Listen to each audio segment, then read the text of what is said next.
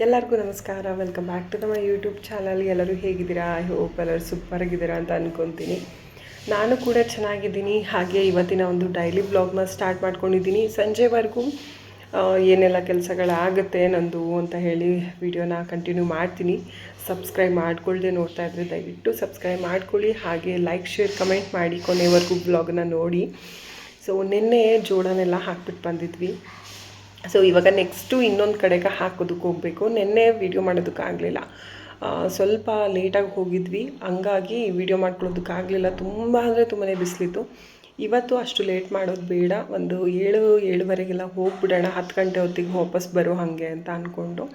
So ಒಬ್ಬರು labour ನನ್ನ ಜೊತೆಗೆ ಯಾವಾಗಲೂ ಕೆಲಸ ಮಾಡ್ತಾಳೆ ಅಲ್ವಾ, ಸೊ ಅವಳು ಎಷ್ಟೊತ್ತಿಗೆ ಬರ್ತಾಳೆ ನೋಡ್ಕೊಬೇಕು. ಅವಳು ಬಂದಾಗ ಹೊರಡಬೇಕು. ಸೊ ನಾನು ಒಬ್ಬಳೇ ಹೋಗಲ್ಲ. ಇವತ್ತು ಮಂಗಳವಾರ ಆಗಿರೋದ್ರಿಂದ ಅಮಾವಾಸ್ಯೆ ಬೇರೆ. ಸೊ ಹೊರಗಡೆ ಅಂದರೆ ಆ ಥರ ನೆಗೆಟಿವ್ ಥಾಟ್ಸ್ಗಳನ್ನೇನು ಇಟ್ಕೊಳ್ಳೋದಕ್ಕೆ ಹೋಗಬಾರ್ದು. ಇಟ್ಕೊಂಡಾಗಲೇ ಸ್ವಲ್ಪ ಜಾಸ್ತಿ ಎಫೆಕ್ಟ್ ಆಗೋದು. ನನಗೆ ಆ ಥರ ಏನಿಲ್ಲ, ಬಟ್ ನಮ್ಮ ಮನೆಯವರು ಬೇಡ ಒಬ್ಬಳೇ ಹೋಗೋದು, ಜೊತೆಗೆ ಹೋಗಿ ಅಂತ ಹೇಳಿದರು. ಸೊ ಹೋಗಿ ಅಂತ ಹೇಳಿಬಿಟ್ಟು ತುಂಬ ಬಿಸಿಲು ಟೈಮಲ್ಲೆಲ್ಲ ಇರೋದು ಬೇಡ, ಬೇಗ ಹಾಕ್ಬಿಟ್ಟು ಬರೋಣ ಅಂತ ಅಂದ್ಕೊಂಡಿದ್ದೀವಿ. ನೋಡೋಣ. ನಿನ್ನೆ ಜೋಳ ಎಲ್ಲ ಹಾಕಿ ಬಂದಿದ್ದರಿಂದ ತುಂಬಾ ಮೈಕೈಯೆಲ್ಲ ನೋವಾಗ್ತಿತ್ತು. ಮಲ್ಕೊಂಬಿಟ್ಟಿದ್ದೆ, 5:30 ಎದ್ದೇಳ್ತಿದ್ದವಳು ಮಲ್ಕೊಂಬಿಟ್ಟಿದ್ದೆ. ಸೊ ಅಲಾರಾಮ್ನೆಲ್ಲ ಕೊಟ್ಟಿದ್ದೆ, ಬಟ್ ಆಫ್ ಮಾಡಿಬಿಟ್ಟು ಮತ್ತೆ ಮಲಗಿದ್ದೆ. ಮತ್ತೆ ಇನ್ನು 5:45 ಆಯಿತು ಎದ್ದೇಳು ಅಂತ ಹೇಳಿ ಎದ್ದೇಳಿಸಿದ್ರು ನಮ್ಮ ಮನೆಯವರು. 5:15 6 ಗಂಟೆಗೆಲ್ಲ ಲೈನ್ ಬರುತ್ತೆ, ಅಂದರೆ ಮೋಟ್ರು ಓಡುತ್ತೆ ಅಲ್ವಾ, ಸೊ ಆ ಲೈನ್ ಕೊಡ್ತಾರೆ. ನೆನೆ ಜೋಳ ಹಾಕಿದ್ರಿಂದ ಅದಕ್ಕೆ ನೀರೆಲ್ಲ ಬಿಡೋದಕ್ಕೆ ಹೋಗಬೇಕು. ಸೊ ನೀನು ಬೇಗ ಎದ್ದು ಹಸು ಕೆಲಸನೆಲ್ಲ ಮುಗಿಸ್ಕೊ ಅಂತ ಹೇಳಿದರು. ಹಾಗಾಗಿ ಇವತ್ತು ಎಲ್ಲ ನಂದೇ ಹುಡ್ಕೊಂಡ್ಬಿಟ್ಟಿದೆ. ನಮ್ಮ ಮನೆಯವರೇ ಹಿಂಡಿ ಬೂಸ ಏನೇನೆಲ್ಲ ನೆನಾಕಬೇಕು ಅದನ್ನೆಲ್ಲನೂ ತಿಂಡಿನ ರೆಡಿ ಮಾಡಿಬಿಟ್ಟೆ ಹೋಗ್ತಿದ್ರು. ಹಾಲೊಂದು ಕರಿಯೋದೊಂದು ಬಾಕಿ ಇರ್ತಿತ್ತು ಅಷ್ಟೇ ನನಗೆ, ಯಾಕಂದರೆ ಅವ್ರಿಗೆ ಬಗ್ಗೆ ಎದ್ದು ಮಾಡೋದಕ್ಕಾಗಲ್ಲ, ಸ್ವಲ್ಪ ಇನ್ನೂ ಪೇಯ್ನ್ ಇದೆ ಅಂತ ಹೇಳಿ. ಈ ಸರಿ ಅವ್ರೇನು ಮಾಡಿರಲಿಲ್ಲ, ಎಲ್ಲ ನಾನೇ ಮಾಡಿಕೊಂಡು ಸ್ವಲ್ಪ ಎದ್ದಿದ ತಕ್ಷಣ ಸ್ವಲ್ಪ ಕೆಲಸನೇ ಜಾಸ್ತಿ ಆಗೋಯಿತು ಬೆಳಗ್ಗೆಯಿಂದ. ಈ ಥರ ಕೆಲಸಗಳು ಸ್ಟಾರ್ಟ್ ಆಗಿದೆ ನಂದು. ಇನ್ನು ಕಂಟಿನ್ಯೂ ಮಾಡ್ತೀನಿ ಅಲ್ಲಿಗೆ ತೋಟಕ್ಕೆ ಹೋದ್ಮೇಲೆ. ಸೊ ಅಲ್ಲಿ ಹೇಗೆಲ್ಲ ಜೋಳಗಳನ್ನ ಹಾಕ್ತೀವಿ, ಒಬ್ಬೊಬ್ಬರು ಒಂದೊಂದು ರೀತಿಯಲ್ಲಿ ಕೆಲಸಗಳನ್ನ ಮಾಡ್ಕೊತಾರೆ ಅಲ್ವಾ. ಇವಾಗಂತೂ ರೇಟ್ ತುಂಬಾ ಜಾಸ್ತಿ ಆಗಿದೆ ಜೋಳದ್ದು. ಅಂದರೆ ಜೋಳದ ಕಟ್ಟಿ ಏನು ಹಸುಗಳಿಗೆ ಮೇವು ಅಂತ ಹೇಳಿ ಹಾಕ್ತೀವಿ ಅದು. ಸೊ ಹಾಗಾಗಿ ನಾವೇ ಹಾಕೋಣ ಅಂತ ಹೇಳಿಬಿಟ್ಟು ಬೇರೆ ಎಲ್ಲ ಕಡೆನೂ ಹಾಕ್ತಾಯಿದ್ದೀವಿ. ನಮಸ್ಕಾರ, welcome back to the my YouTube channel. ಎಲ್ಲರೂ ಹೇಗಿದ್ದೀರಾ? ಐ ಹೋಪ್ ಎಲ್ಲರೂ ಸೂಪರಾಗಿದೆ ಅಂತ ಭಾವಿಸ್ತೀನಿ. ನಾನು ಕೂಡ ಚೆನ್ನಾಗಿದ್ದೀನಿ. ಸೊ ಇವತ್ತು ಬೆಳಗ್ಗೆನೇ ಆಲ್ರೆಡಿ ವ್ಲಾಗ್ನ ಸ್ಟಾರ್ಟ್ ಮಾಡ್ಕೊಂಡ್ಬಿಟ್ಟೆ. ಬಿಕಾಸ್ ತುಂಬ ಅಂದರೆ ತುಂಬಾ ಕೆಲಸ ಇದೆ ಇವತ್ತು ತೋಟಕ್ಕೆ ಹೋಗಿ ಜೋಳ ಹಾಕಬೇಕು.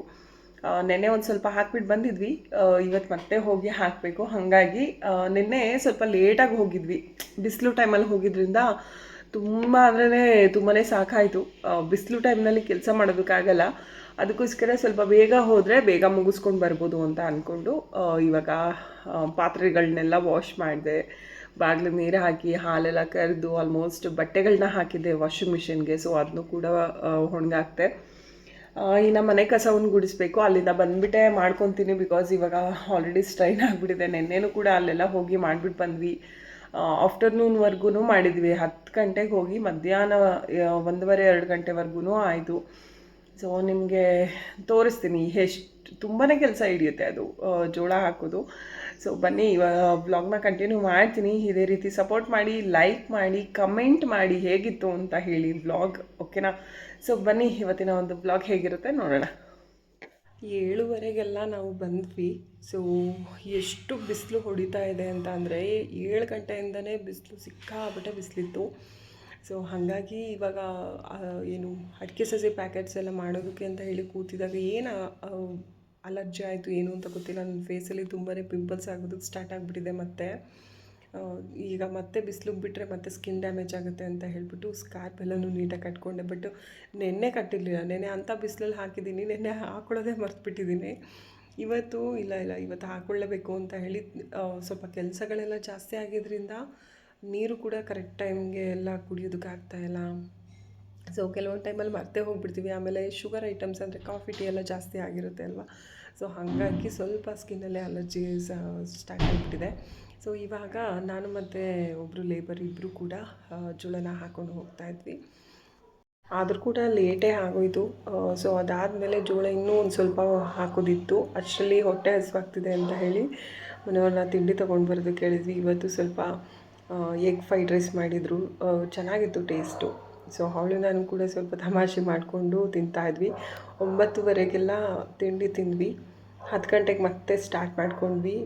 ಸಿಕ್ಕಾಪಟ್ಟೆ ಬಿಸಿಲು ಸ್ಟಾರ್ಟ್ ಆಗಿತ್ತು ಅಷ್ಟೊತ್ತಿಗೆ. ಬೆಳಗ್ಗೆ ಹೇಳಿದ್ದಲ್ಲ 7 ಗಂಟೆಗೆಲ್ಲ ಸಿಕ್ಕಾಪಟ್ಟೆ ಬಿಸಿಲಿತ್ತು ಅಂತ ಹೇಳಿಬಿಟ್ಟು.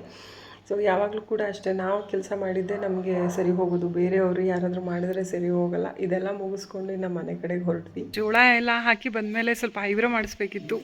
ನಾಳೆ ಒಂದು ತಿಥಿ ಇದೆ. ಸೊ ತುಂಬ ಅಂದರೆ ಜಾಸ್ತಿನೇ ಬೆಳೆದುಬಿಟ್ಟಿದ್ದು. ಹಾಗಾಗಿ ಇವತ್ತು ಹೋಗಿ ಐಬ್ರೋ ಮಾಡಿಸ್ಕೊಂಬರೋಣ ಅಂತ ಹೇಳಿ ರೆಡಿಯಾಗಿ ಹೋಗ್ತಾ ಇದ್ದೀನಿ. ಸೊ ಮಾಮೂಲಿ ಯೂಶ್ವಲಿ ಇದೇ ಬಟ್ಟೆನಲ್ಲಿ ಹೋಗೋಣ ಅಂತ ಹೇಳಿ ಇವಾಗ ಹೋಗ್ತಾ ಇದ್ದೆ. ಸೊ ಬನ್ನಿ ಹೋಗ್ತಾ ವೀಡಿಯೋ ಮಾಡ್ತೀನಿ. ಲೇಬರ್ ಬಂದಿದ್ರಲ್ವ, ಸೊ ಅವರು ನನ್ನ ಜೊತೆನೇ ಇದ್ದರು. ಮಧ್ಯಾಹ್ನ ಕೆಲಸನೆಲ್ಲ ಮುಗಿಸ್ಕೊಂಡು ಅವಳು ಕೂಡ ಹೋಗಿದ್ಲು. ಮಧ್ಯಾಹ್ನ ನಾನು ಒಬ್ಬಳೇ ಊಟಕ್ಕಿದ್ದರಿಂದ ಏನೂ ಅಡುಗೆ ಮಾಡ್ಕೊಂಡಿರಲಿಲ್ಲ. ಸಂಜೆಗೆ ಅಂತ ಹೇಳಿ ರೊಟ್ಟಿ ಹಾಕ್ಕೊಂಡಿದ್ದೆ. ರೊಟ್ಟಿ ಮತ್ತು ಚಟ್ನಿ ಮಾಡೋಣ ಅಂತ ಹೇಳಿಬಿಟ್ಟು. ಸೊ ಅವಳು ಮತ್ತು ನಾನು ಇಬ್ಬರು ಕೂಡ ರೊಟ್ಟಿ ಚಟ್ನಿ ಮಾಡ್ಕೊತಾ ಇದ್ವಿ. ಹಾಗೆ ನಮ್ಮ ಮನೆಯವರು ಊರೊಳಗಡೆ ಹೋಗಿದ್ರು. ಅವ್ರು ತಿಥಿ ಇತ್ತಲ್ವ, ಸೊ ತಿಥಿ ಮನೆಯಲ್ಲಿ ಊಟಕ್ಕೆ ಹೇಳಿದರು ಅಂತ ಹೇಳಿ ನನಗೂ ಕೂಡ ಹೇಳಿದರು. ನಾನು ಹೋಗಲಿಲ್ಲ ಅಷ್ಟೇ. ಸೊ ಹಿಂದಿನ ದಿನ ಎಲ್ಲ ನೈಟ್ ಯಾರು ಹೋಗ್ತಾರೆ, ಯಾರೂ ಹೋಗಲ್ಲ. ಸೊ ಅದಕ್ಕೋಸ್ಕರ ನಾನು ರೊಟ್ಟಿ ಹಾಕೋಣ ಅಂತ ಹೇಳಿ ಆ ರೊಟ್ಟಿ ಹಾಕೊತಾ ಇದ್ದೆ.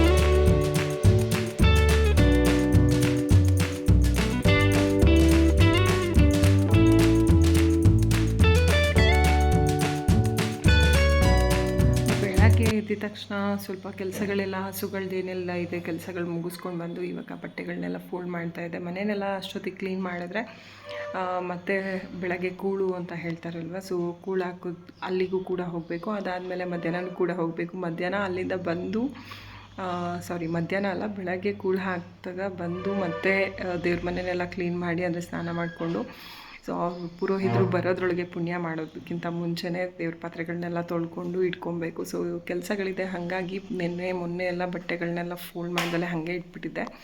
ಸೊ ಅದನ್ನೆಲ್ಲ ಫೋಲ್ಡ್ ಮಾಡೋಣ ಅಂತ ಹೇಳಿಬಿಟ್ಟು ಎಲ್ಲನೂ ಫೋಲ್ಡ್ ಮಾಡ್ತಾಯಿದ್ದೀನಿ. ಎಲ್ಲನೂ ಕೂಡ ರೆಡಿ ಮಾಡಿಕೊಂಡು ರೆಡಿಯಾಗಿದ್ದರೆ, ಸೊ ಅವರು ಹೊರಡೋ ಟೈಮ್ಗೆ ಹೊರಡೋಣ ಅಂತ ಹೇಳಿಬಿಟ್ಟು.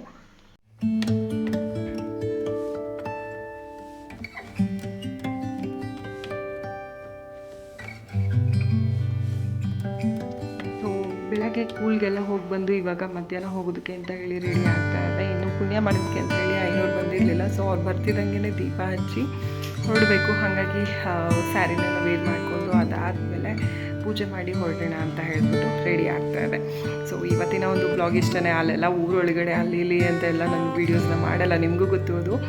ಸೊ ಇವಾಗ ಹೋಗ್ಬಿಟ್ಟು ಬಂದಮೇಲೆ ಇನ್ನೇನು ಇರಲ್ಲ, ತಿಥಿ ಮನೆಯಲ್ಲೇ ಊಟ ಆಗುತ್ತೆ, ಎಲ್ಲ ಆಗುತ್ತೆ. ಸೊ ಇವತ್ತಿನ ಒಂದು ಬ್ಲಾಗ್ ಇಷ್ಟನೇ. ಸೊ ಮತ್ತೆ ಮುಂದಿನ ಬ್ಲಾಗಲ್ಲಿ ಸಿಗೋಣ. ಅಲ್ಲಿವರೆಗೂ ನನ್ನ ಬ್ಲಾಗ್ ನೋಡಿದ ಮೇಲೆ ಲೈಕ್, ಶೇರ್, ಕಮೆಂಟ್ ಮಾಡಿ ಹೇಗಿತ್ತು ಅಂತ ಹೇಳಿ. ಹಾಗೆ ಸಬ್ಸ್ಕ್ರೈಬ್ ಮಾಡ್ಕೊಳ್ಳಿ, ನೋಡ್ತಾ ಇರೋ ದಯವಿಟ್ಟು ಸಬ್ಸ್ಕ್ರೈಬ್ ಮಾಡ್ಕೊಳ್ಳಿ ಅಂತ ಹೇಳ್ತಾ. ಸೊ ಮತ್ತೆ ಮುಂದಿನ ಬ್ಲಾಗಲ್ಲಿ ಸಿಗ್ತೀನಿ. ಅಲ್ಲಿವರೆಗೂ ಟೇಕ್ ಕೇರ್ ಆ್ಯಂಡ್ ಬಾಯ್.